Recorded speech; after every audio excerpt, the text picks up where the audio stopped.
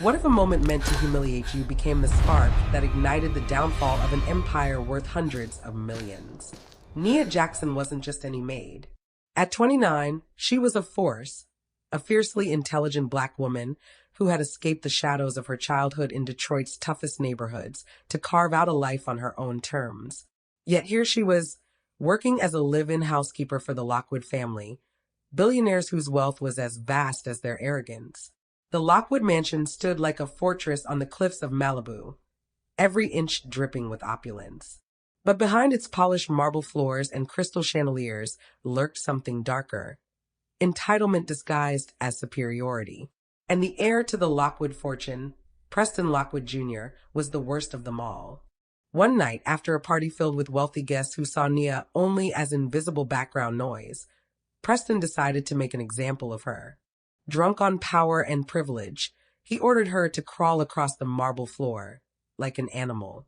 Crawl, he sneered, voice thick with condescension. Show everyone your place. Nia's heart thundered, but she did not break. Her eyes burned with a quiet fire that no amount of humiliation could snuff out. That night, as she wiped tears nobody saw, she swore this wouldn't be the end of her story. Because sometimes the strongest power grows from the deepest pain. Little did Preston know. The very next day, Nia would set in motion a plan that would shake the Lockwood Empire to its core. For more gripping tales from the hidden corners of justice and beyond, subscribe to Dark Side of Luna, where the shadows hold the truth. The morning light filtered through the towering windows of the Lockwood estate, but Nia's world was anything but bright. Despite the cruel command from the previous night, she woke with a resolve sharper than any diamond hanging from the chandelier. She knew Preston's arrogance was a facade, a fragile mask covering a family built on secrets, lies, and ruthless ambition. Nia's sharp mind wasn't just trained on cleaning or serving. It was trained on survival and on justice. After clocking in, she slipped away unnoticed to the one place Preston and his privileged friends never dared to look. The family's private home office, a glass-encased sanctuary stacked with ledgers, contracts, and digital backups of their sprawling $330 million business empire. She had learned from whispers and late-night overhears that this office was the heart of Lockwood's power, the place where every financial move was planned and every dirty secret was hidden. With trembling fingers, Nia accessed the family's computer system using a password she had overheard Preston mutter drunkenly during one of his boozy rants. As the screen lit up, the scale of Lockwood's empire unfolded before her eyes. Offshore accounts, shell companies, tax evasion schemes, all meticulously documented. She downloaded files onto a flash drive she had hidden in her uniform, knowing this evidence could bring down the empire that had humiliated her and countless others. But she also knew this was just the beginning. The real power was knowing how to use it. Just as she was about to leave, the office door creaked open. Preston stood there, eyes wild with suspicion and anger. "Nia," he spat, "what are you doing in my office?" Nia's heart hammered, but her voice stayed steady. "I was looking for a mop." Preston's laugh was bitter, but it didn't reach his eyes. "Don't lie to me." He stepped forward, his expensive leather shoes clicking sharply on the floor. "You're no ordinary maid, are you?" Nia met his gaze without flinching. "I'm exactly who you think I am, and more." Before Preston could react, the sound of tires screeching outside the estate drew their attention. A black SUV pulled up abruptly, and the driver stepped out, flashing a badge. Federal agents. "Preston Lockwood," one of the agents called out. "You're under investigation for money laundering, tax fraud, and embezzlement." Preston's face drained of color as the agents began reading him his rights. Nia stood tall, the flash drive safe in her pocket.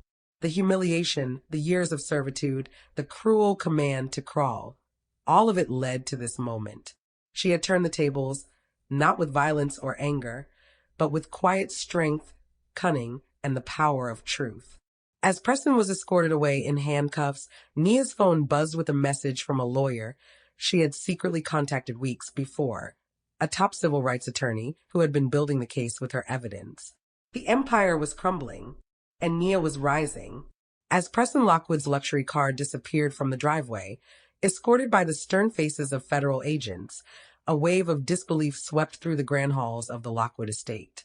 The family's legacy, their untouchable wealth, was unraveling right before their eyes, and the woman they had belittled for years was the one who had pulled the strings. But for Nia Jackson, this was not the end of her story. It was just the beginning. The morning after the arrest, the media swarmed the estate, desperate for answers. Headlines screamed about the billionaire's downfall and the shadowy figure behind the leak. Few knew the truth, that a maid, a black woman with nothing but grit and a fierce will, had orchestrated the empire's collapse from within. Yet Nia did not bask in the spotlight. Instead, she retreated to a modest apartment she shared with her mother and younger sister, her phone buzzing with calls from journalists, activists, and powerful allies who wanted to support her cause. Her lawyer advised her to keep a low profile for now, warning that the Lockwood family would not go down quietly. They would fight back with everything they had: money, influence, and dirty tricks. One afternoon, as Nia prepared dinner for her family, there was a knock on her door. Standing there was a woman in a tailored suit, her eyes sharp but kind. "Miss Jackson," she said, extending her hand. "I'm Danielle Carter, director of the Justice Reform Coalition. We've been following your story closely and we want to help." Over the next few weeks, Nia worked closely with Danielle and a team of lawyers and investigators.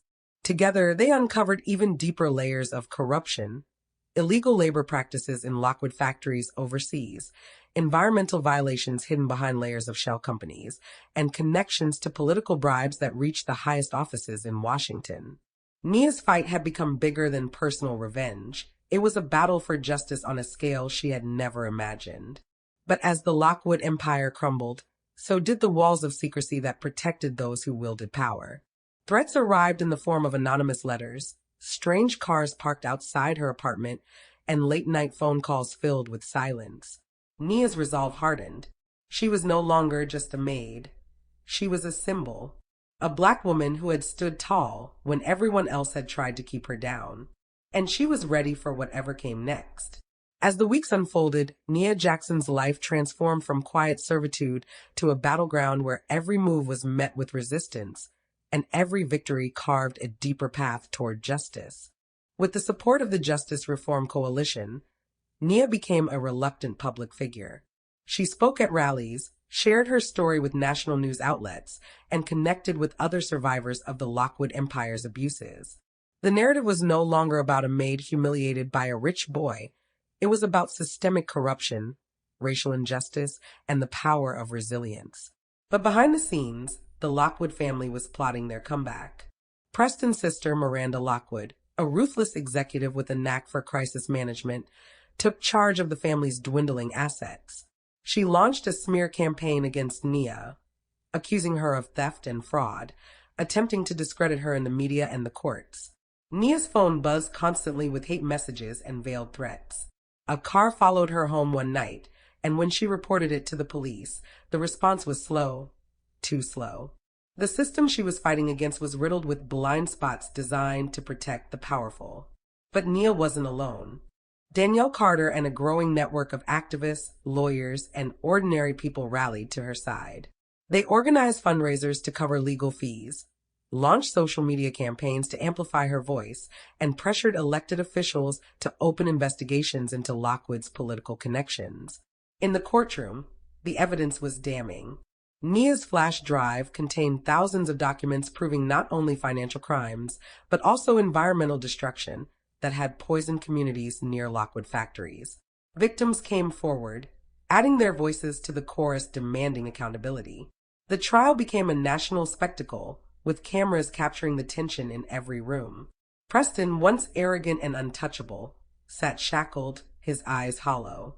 Miranda's calculated smirk faded as the truth exposed the cracks in their empire. Then came the day of the verdict. The courtroom was packed. Nia sat with Danielle by her side, nerves masked by determination. The judge's voice echoed through the chamber. On charges of money laundering, tax evasion, environmental violations, and conspiracy to obstruct justice, the court finds the defendants guilty as charged. Gasps filled the room. The Lockwood Empire, worth over $330 million, was dismantled. Corporate assets seized, executives sentenced, and restitution ordered to the affected communities. But the most powerful moment came after the verdict, when Nia stepped forward and spoke directly to the courtroom and the nation. "This is more than my victory," she said, her voice steady and strong. "It's a testament to the power of truth and the courage to stand when the world tries to make you crawl. To every person who's ever been made to feel less, your story matters and justice can be won." Her words rippled beyond the courtroom, inspiring a movement that challenged the very foundations of power and privilege. And through it all, Nia Jackson stood tall, a black woman who had turned humiliation into strength, a maid who had destroyed an empire, and a beacon of justice for those still fighting in the shadows. The twist: justice delivered just when everyone thought the Lockwood Empire was finished. A secret emerged that no one saw coming. As the dust settled, Nia received an unexpected visitor at her modest apartment, a sleek black envelope, sealed with an intricate gold crest she didn't recognize. Inside was a single key and a note. "The final truth lies where the money hides. Use this wisely." A friend driven by curiosity and courage, Nia followed the clue to a hidden vault beneath an abandoned Lockwood property on the outskirts of the city. There, she uncovered files revealing that the Empire's true fortune wasn't just in cash or assets, but in stolen patents, suppressed inventions, and intellectual property taken from communities and innovators around the world, many of whom were people of color. Among the documents was proof that Preston's humiliation of her, the order to crawl like a dog, was meant to break her spirit because she had discovered this secret and threatened to expose it earlier. But the most explosive revelation was a covert agreement signed by high-profile politicians and business leaders, implicating them in the cover-up. With this new evidence, Nia didn't just bring down one family. She ignited a reckoning that swept through the highest ranks of power. The corrupt fell, the silenced were heard, and justice expanded beyond what anyone thought possible. And through it all, Nia Jackson, the woman who had been forced to crawl, now walked with a crown made not of gold, but of unbreakable will and truth. For more gripping tales from the hidden corners of justice and beyond, subscribe to Dark Side of Luna, where the shadows hold the truth.